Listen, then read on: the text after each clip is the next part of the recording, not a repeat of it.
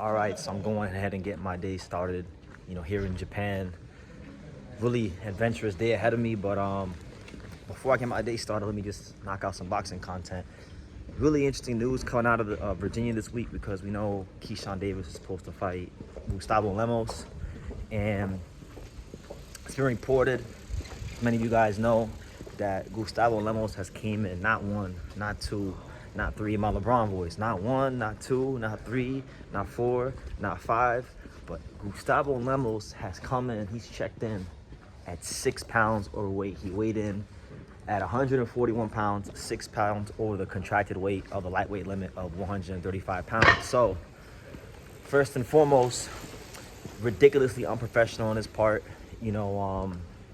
I think whether he wins or loses this fight, the pink slip is coming his way because he just signed with Top Rank, and they can't be having someone that's this unprofessional. I could understand a pound, I could understand half a pound. Sometimes it's hard for fighters to cut that last pound, and sometimes their body doesn't allow them to cut that last pound. Hell, I could even understand a pound and a half, but 6 pounds, that's blatantly coming in over the weight, and very reminiscent of Ryan Garcia. And I would even go as far as to say, and I would even go as far as to blame stuff like this on Ryan Garcia. I feel like Ryan Garcia really popularized this for how he approached the Devin Haney fight.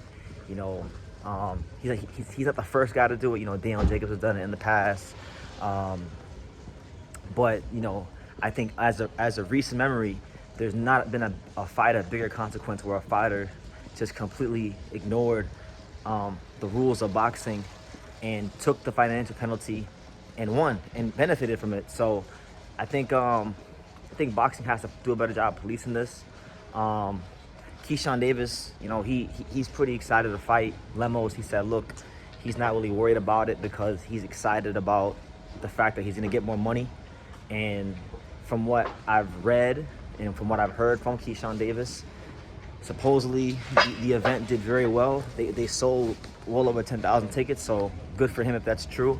I'm not sure what the prices were, but I don't think that the gates or the ticket prices would be as high if, like compared to a fight in Vegas or New York City or one of the more like traditional fight towns. So I'm sure Keyshawn Davis didn't want to let down his hometown fans.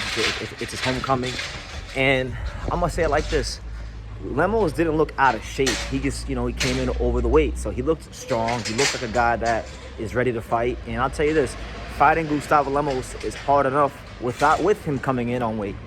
With him coming 6 pounds over, he's going to be a little heavier, I think, on fight night, or heavier than he'll normally be. He's going to be strong. He's not going to be depleted. Keyshawn Davis is going to have a fight on his hands, ladies and gentlemen. And I think any sort of knockout victory or win in dominant fashion would be a real statement from a businessman. So I'm a little disheartened to hear because, I like Lemos. I'm not really sure how much money he made from the Richards and Hitchens fight, but whatever it was, I'm sure when you convert the currency to whatever it is in Argentina, I'm sure he can live well. And this is a common theme with a lot of fighters from those type of countries, South America, Central America. They don't need a whole lot to live comfortably, so they can come to America, not even get what we would consider a big payday. They can get a modest payday, but over there it's a big payday, and the money translates really well, converts really well, and that's what I think happened. That's what I think happened. I think complacency. I think maybe trying to get a strategic advantage. I don't know, but either way, I'm disappointed. Because now if Lemos goes and does beat the brakes off Keyshawn Davis, or beats him or upsets him, I can't really give him the same credit I would have gave him if he came in on weight, because he violated the rules of boxing. So I guess if he does land punches on Keyshawn Davis and he is heavier, then we'll get some insight into Keyshawn Davis's durability, because as I said recently, Keyshawn Davis in the Nahir Albright fight, he showed a susceptibility to counter punchers.